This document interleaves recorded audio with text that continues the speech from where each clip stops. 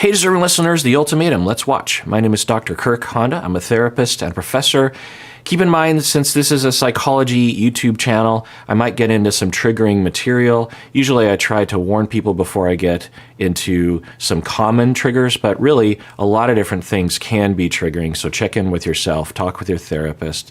Let's watch. And Mo, I noticed a different person in Aussie. The commitment is just like not matching. We share the fridge, we share the bathroom, we share the bedroom, but we don't share the house chores. And I'm excusing Aussie, but then quickly I realized that there's no excuse for you. Like we're in this process, we're in a concentrated marriage. Okay, so Aussie and Mildred, right, are having a conversation about their needs, and Mildred is saying that she wants Aussie to do more chores. I don't know. They just moved in together. They had a conversation about how Aussie is not a morning person, and Mildred is getting a lot of things done early in the morning. At least what Mildred is saying is that Aussie isn't doing the chores, is expecting Mildred to do. So I don't know if Mildred is saying Aussie expects Mildred to do the chores more than Aussie, or Mildred just wants to do more things and wants Aussie to do those things as well or something. I don't know. Let's see how they work this out. Marriage for 21 days, like this is your moment to shine. Why aren't you doing these things? I don't know what to say. I cook at home. I mean, at my own place. Yeah. So does that mean I have to go to your house? So, yeah, they edited that. I'm pretty sure that isn't the face that Aussie had to that statement. It could have been, but it had that look that they took a face to make it look more tense. Mildred is either being hostile or is making a joke to lighten the mood. Let's see how this goes. Well, I've been starving at home. Yeah, and I bought a lot of frozen stuff. I didn't meal plan. I'll make an effort this week. Yeah, and you're lucky because when Tiff cooks, I don't help. For me, marriage is like having sense of security and feeling safe with the person that you're gonna spend your life with. Yeah, I'm confused as to what exactly is the landscape. Is Aussie expecting Mildred to do all these things in an unfair way, the way that Mildred seems to be framing it? Or do they just have different preferences on meal sharing? Because it's possible that Aussie is just saying, I just tend to eat on my own, and I don't expect you to make me food, and I don't automatically make you food. So I just have a certain thing that I eat throughout the day, and I just do that. And so I don't know what's happening exactly. They're not being explicit. If I were there, even as a citizen, I'd just be curious. So what exactly are we talking about here? What is Aussie not doing? And Aussie, are you actually expecting Mildred to do more of the chores around the house? I started to feel like I didn't know if I could trust you because I have a mindset that you're my partner. And I didn't understand why my partner would do this to me. I feel like my whole life, like I've been let down by like everyone that I trust. Right. And I don't have a safe space because we don't have an equal partnership. Okay, so it's really horrible that Mildred has been through relationships where she has been let down, betrayed, hurt, traumatized. I don't know. She just said let's rewind that and hear that phrase again, because that might be pointing towards something. I don't know, but let's rewind. I feel like my whole life, like I've been let down by like everyone that I trust. I feel like my whole life I've been let down by everyone I trust. And I don't know, but that usually indicates that the individual has been through a lot of betrayal and abandonment and rejection and or abuse early in life. And then what happens is, without healing and without self-awareness, without a lot of work, they will enter into the adult life with those traumas and those schemas and those reactivities, those defenses, those distortions that will often lead to other relationships that are difficult. And either they choose people that are abusive or abandoning, or it's a self-fulfilled prophecy in that they engage with someone that isn't necessarily going to hurt them or abandon them, but the Mildreds of the world will unconsciously engineer the relationship, sabotage it such that it does happen that way, and then they conclude, here, it's happening again. So that's often what I will find when I take a full assessment after hearing a phrase like that. Now, there's another possibility that Mildred has just had horrible luck, which does happen, that for Mildred, maybe grew up in a fine or good enough family, and then has just had a really long string of bad luck with partners where there was no indication that the individual that she was dating was a problem, but then later revealed that they were a problem. So that's a possibility. At the very least, we're hearing from Mildred that she has this trauma and is aware of it, which is good, and is voicing it and saying to Aussie, this is a sensitivity of mine. I would have hoped that Mildred would say, here's my history and I'm sensitive. And so if I'm coming across a little strong,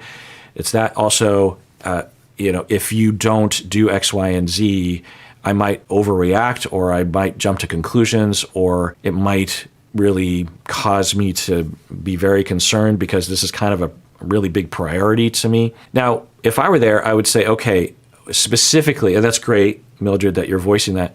What would change? Let's say Aussie, for the rest of the day, for the next 48 hours, does everything to make you feel more reassured, to make you feel like you trust this relationship. If Aussie were to do that over the next, what would Aussie have done during those 48 hours to make that happen for you? And then to really get it concrete, because it's possible that Mildred would say, okay, well, I would want Aussie to make dinner. I would want Aussie to, but sometimes what will happen is the Mildreds of the world will say, they'll say a lot of words, but they'll never get concrete about it.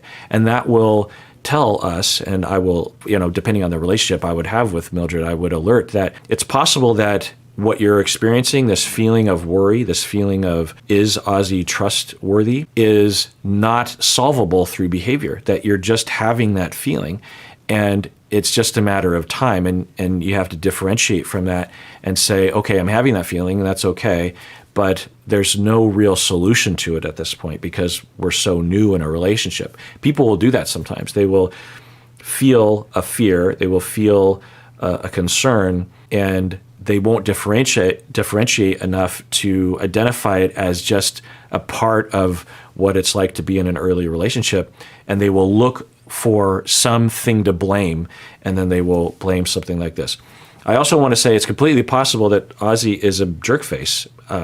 Mildred seems to be accusing Aussie of that, but I haven't heard anything specific, so I'm a bit confused as to what the landscape is. I don't have a safe space because we don't have an equal partnership. Yeah. I'm not good with conflict and confrontation. I want to just disappear.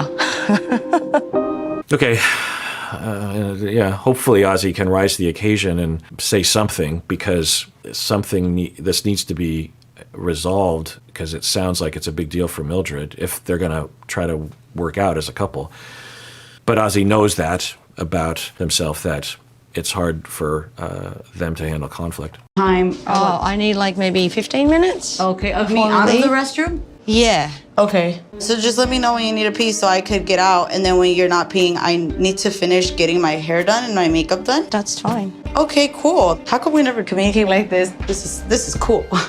We've been doing it, mate. Okay, so they're getting ready, and Mildred is now saying that this is a new thing, that they are actually coordinating when they're going to use the bathroom, being specific about exact time spans. And this is what maybe Mildred was complaining about the other day or something, I don't know, or it was a secondary complaint. And she's saying that, how come, this is good, that was good communication. So that's good that Mildred is identifying things that she likes. It helps people to know, oh, that's what you want? Okay, I'll do more of that. And she says that, but then Aussie says, we've been doing that.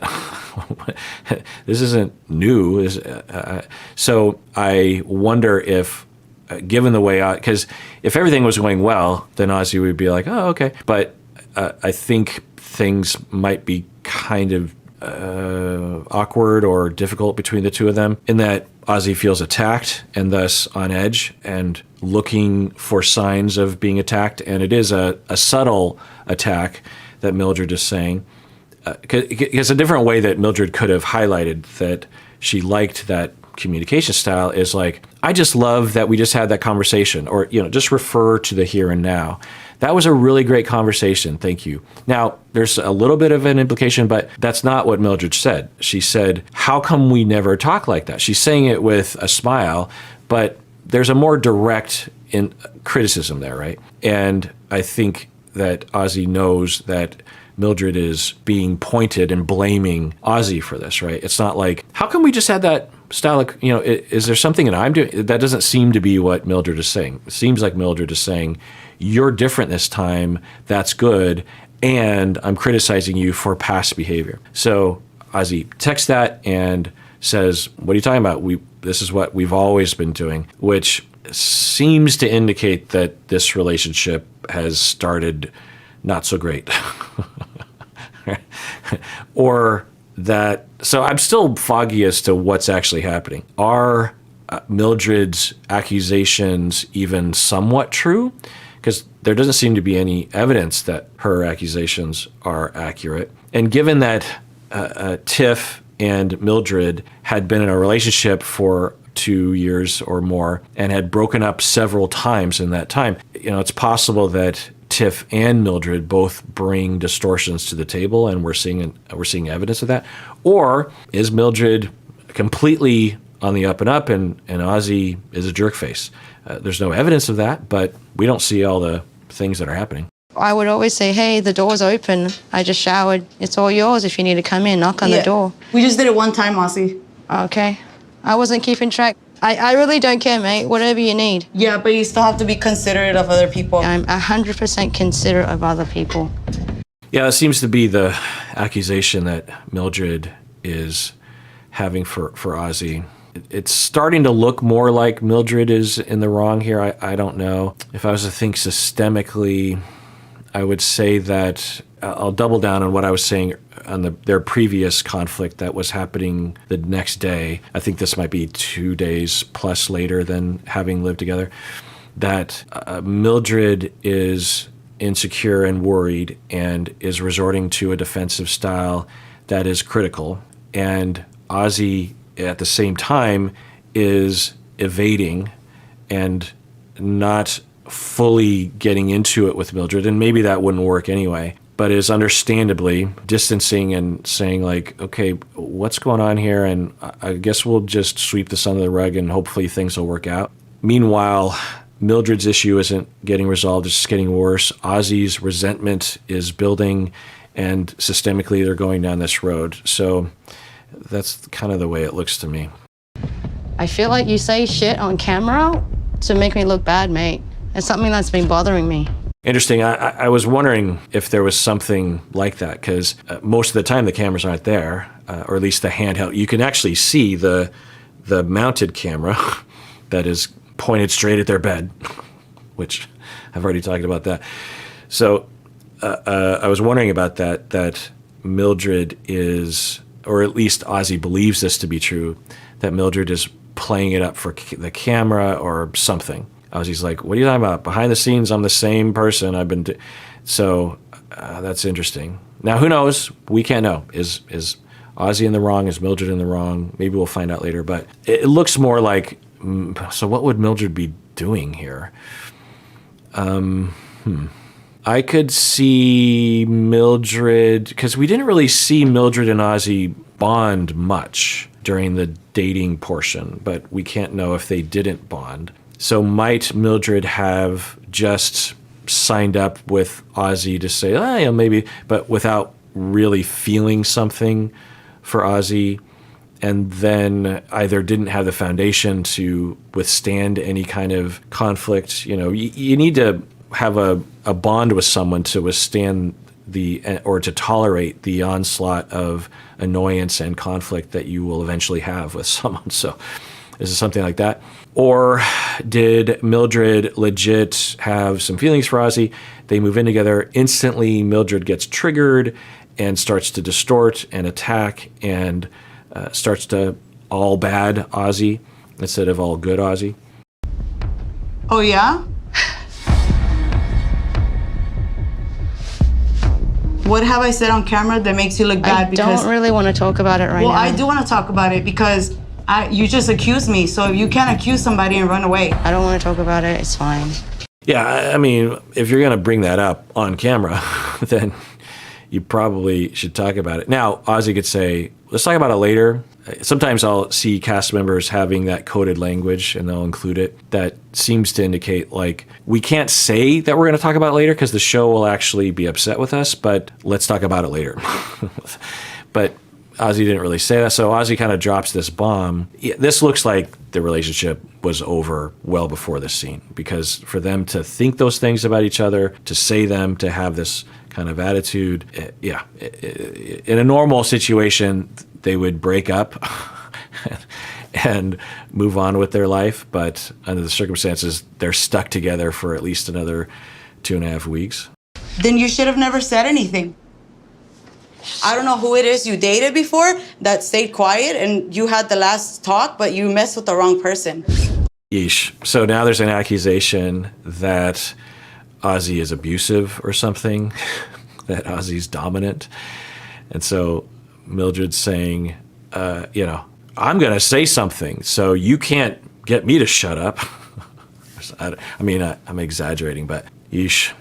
Yeah, if you just look at this scene, Mildred has been hostile, and Aussie has very briefly, well, not very, but has twice defended themselves, at least, and dropped kind of a bomb of, I think you're attacking me on camera for some reason.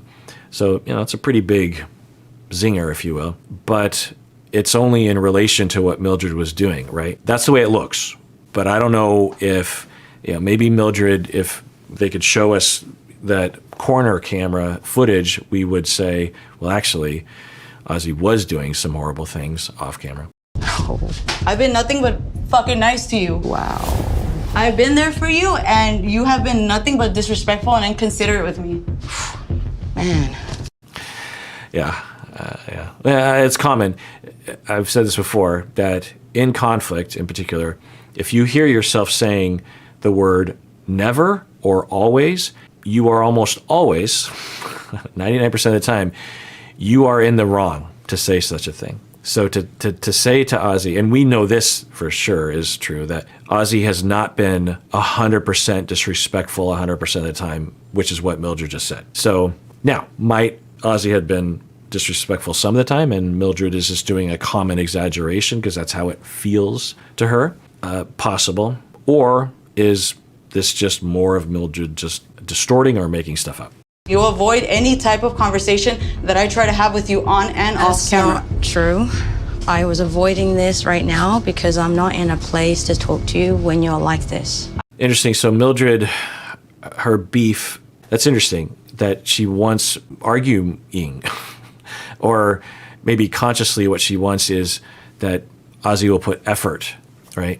That'll be a thing, that it can be healthy to be this way too, that it's normal to have conflict. So in a healthy relationship, there's conflict, you hurt each other's feelings, and then one person brings it up to the other person, and the other person is very frequently avoiding or evading. I don't want to talk about it now, and then they never bring it up later, and that can be hurtful to this person because it shows, or it gives the impression that the avoider doesn't care enough about the relationship, or at least doesn't care enough to talk about it to try to improve the relationship, and that's hurtful. And so on one level, I think Mildred is in an understandable way expressing that, and we could see that that could be a legit gripe with someone like Aussie. I don't think Mildred has enough data to go off of, particularly the way Mildred approaches Aussie.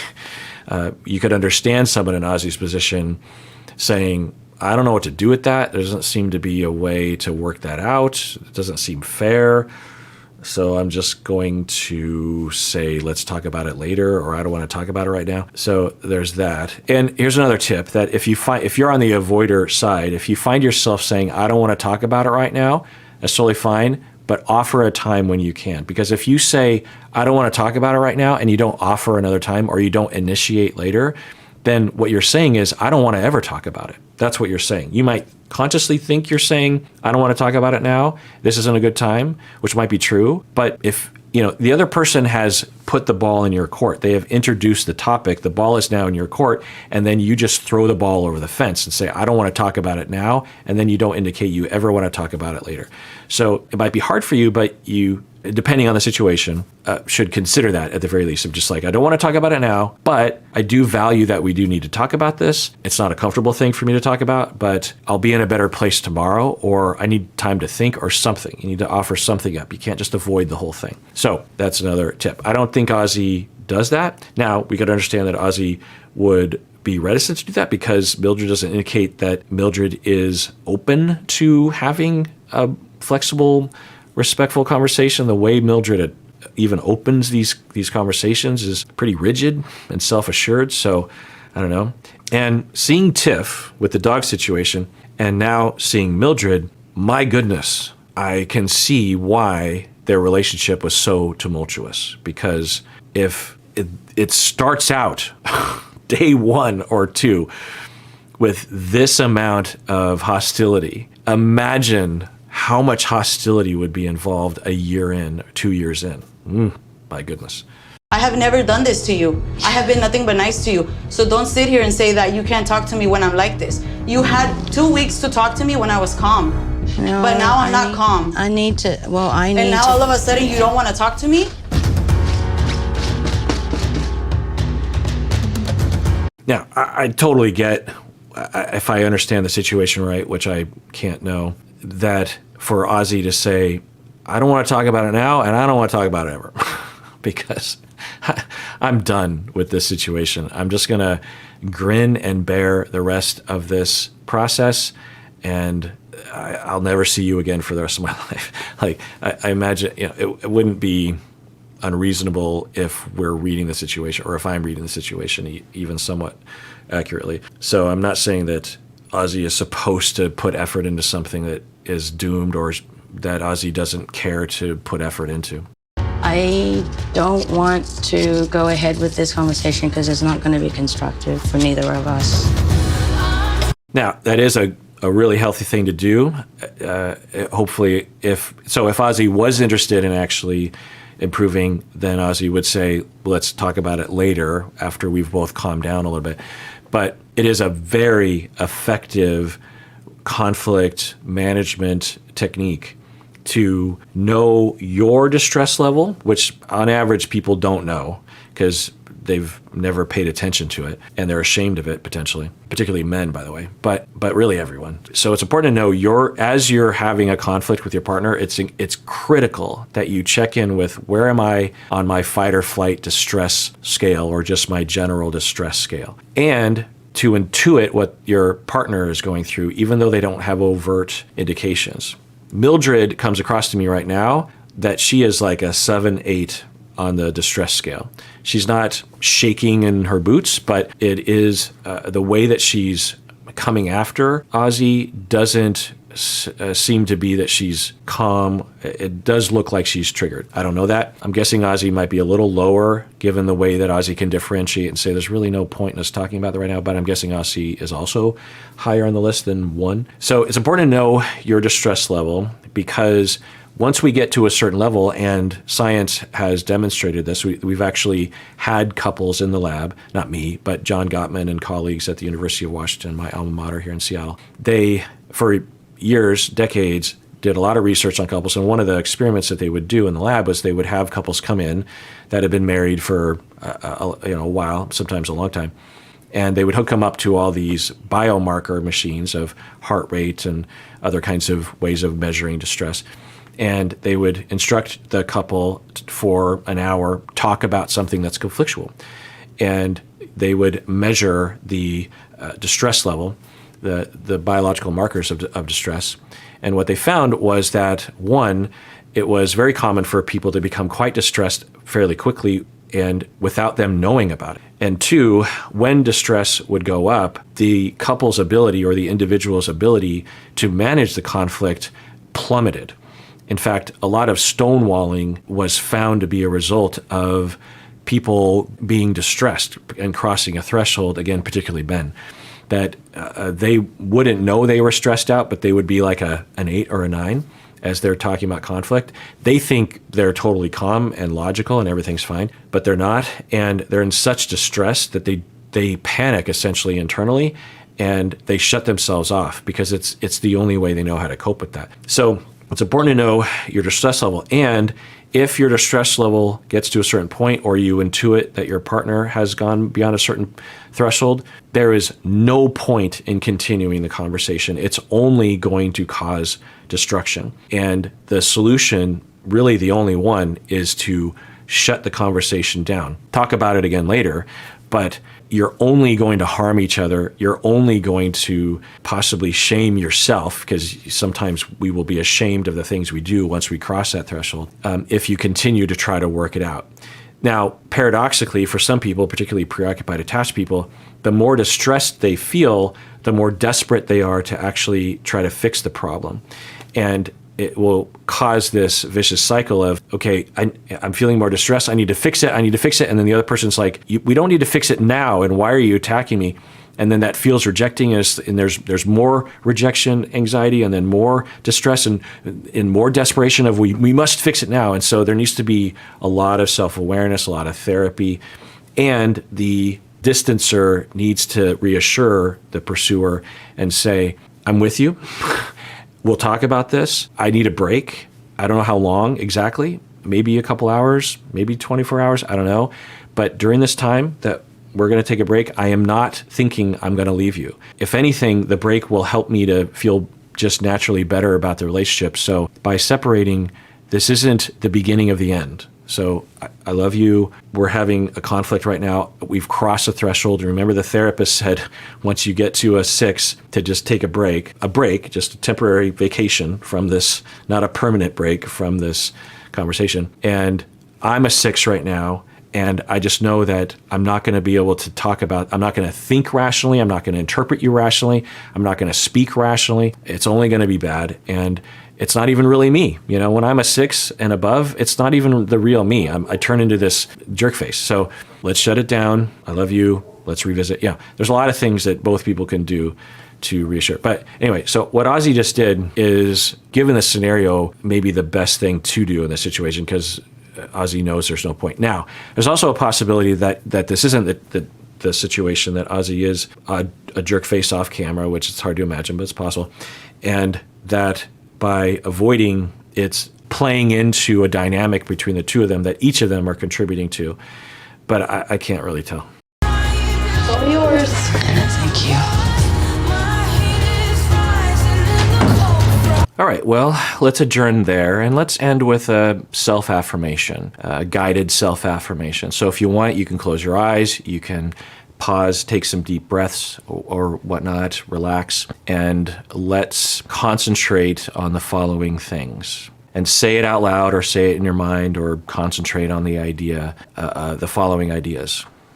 That I deserve to be heard.